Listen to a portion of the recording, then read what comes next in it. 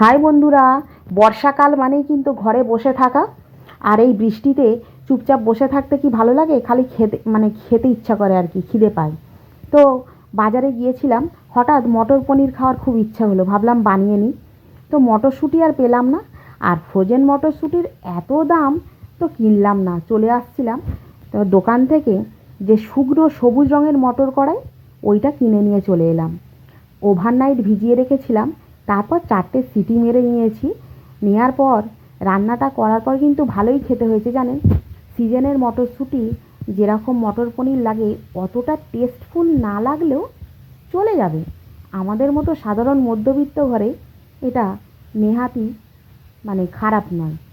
তো এরকম পনির কিনে নিয়েছিলাম, প্যাকেট পনির। আর এটাকে একটু চৌকো চৌকো করে পিস করে নিয়েছি।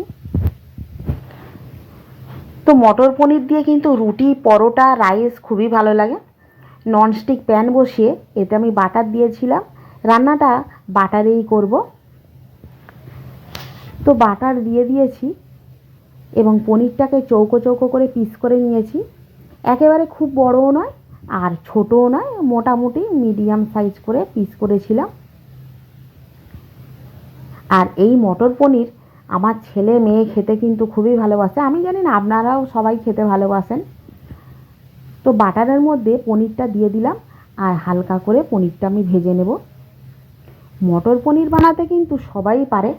আপনারা হয়তো ভাবছেন যে কী বা বলছে, মানে এটা তো সবাই বানাতে পারে, কিন্তু আমি কিভাবে বানিয়েছি সেটাই আপনাদের সঙ্গে জানাচ্ছি। তো সামান্য লবণ দিয়ে দিয়েছি আর একটু কাশ্মীরি লঙ্কার গুঁড়ো দিয়ে পনিরটাকে বেশ লাল লাল করে ভেজে নেব। বাঙালি মাত্রেই একটু লাল রঙের প্রতি কিন্তু বেশি আকৃষ্ট লাগে না? রান্নার তরি তরকারিগুলো বেশ একটু লাল লাল রঙ হলেই দারুণ মজা লাগে না? তো এবারে ওই বাটারের মধ্যেই একটু আমি সাদা তেল দিয়ে দিলাম। তো সাদা তেলের মধ্যে সামান্য জিরে ফোড়ন দিয়ে দিলাম, মানে গোটা জিরে আর কি। আর মিহি করে কুচিয়ে নেওয়া পেঁয়াজ। তো পেঁয়াজটা দেওয়ার পর হালকাভাবে নাড়াচাড়া করে নিচ্ছি একটু, বাটার, তেল আর পেঁয়াজটা মিক্সড করে নিলাম। এর মধ্যে সামান্য লবণ দিয়ে দিচ্ছি, কারণ পেঁয়াজে লবণ দেওয়া মাত্রেই তো পেঁয়াজটা নরম হয়ে যাবে। কাঁচা লঙ্কা কুচি দিয়ে দিচ্ছি, প্রায় 6-7টা আমি কাঁচা লঙ্কাকে কুচিয়ে নিয়েছি। এবারে এর মধ্যে দিয়ে দিচ্ছি গ্রেট করা রসুন আর গ্রেট করা আদা। তো আদা রসুনকে আপনারা বেটেও নিতে পারেন, আমি এখানে গ্রেট করে নিয়েছি। আর রসুনটা বেশ হালকা হালকা গালে দানা দানা পড়লে কিন্তু ভালোই টেস্ট লাগে। তো যারা পছন্দ করেন না তারা দেবেন না।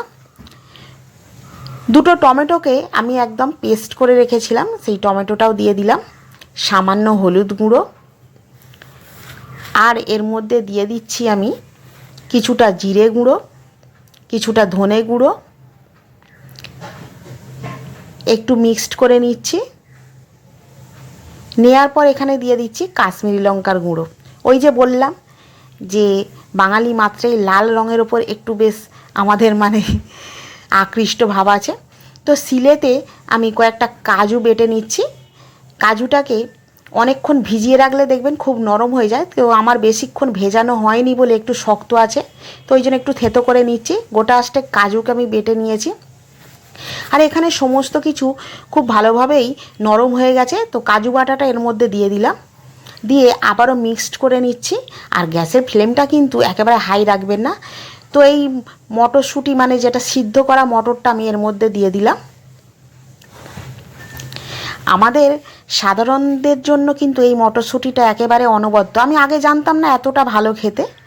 তো এবারে সামান্য জল দিয়ে পনিরগুলো এতে তুলে দিলাম, দিয়ে খুব কম আঁচে একটু নাড়াচাড়া করে নিচ্ছি। আর বেশ মিনিট 10 পনিরটা দেওয়ার পর রেখে দিতে হবে। প্রথমে ভাবছিলাম কীরকম লাগবে খেতে, তো ভালোই লাগলো জানেন। তো ঝোলটা একদম কমে গিয়েছিল, আর একটু পরিমাণে জল দিয়ে দিলাম। বেশ 10 মিনিট ফোটার পর এখানে কসুরি মেথিকে একটু হাতে ঘষে নিয়ে আমি দিয়ে দিলাম। মটর পনিরে কিন্তু কসুরি মেথি দিলে খুব ভালো লাগে। ফ্রেশ ধনে পাতা দিয়ে দিলাম, আর গন্ধটা দারুণ লেগেছে। তো রাতে আজকে রুটি পরোটা একদম জমে যাবে। তা আপনারাও কিন্তু মটরশুঁটি না পাওয়া গেলে একদম চিন্তা করবেন না, বাজার থেকে এই মটরশুঁটিটা কেনার সময় কিন্তু মানে মুদি দোকান থেকে ভাববেন কিরম খেতে লাগবে, আমি বলছি দারুণ খেতে লাগবে।